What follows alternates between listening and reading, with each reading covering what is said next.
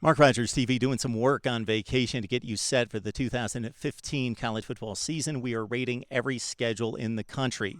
All Power 5 conference teams, including Notre Dame and BYU.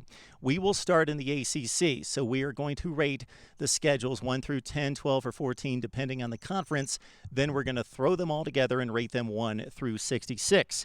Let's start in the ACC, and we start at the bottom of the barrel with Duke. Keep in mind our criteria.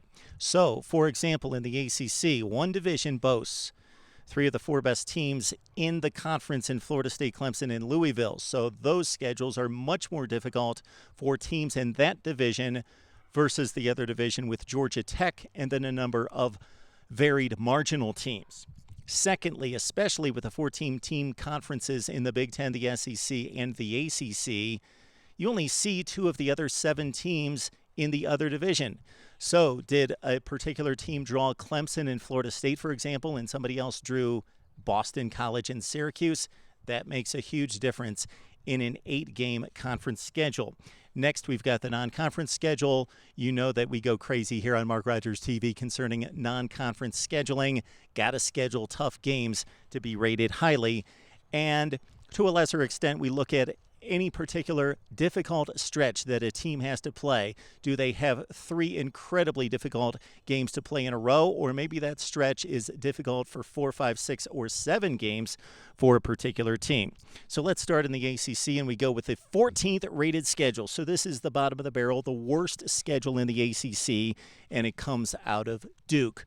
The Blue Devils coming off 2 very successful seasons in their program's history, at 10-4, getting to the ACC Championship Game 2 years ago, and then in 2014, a 9-4 campaign and a Sun Bowl visit against Arizona State.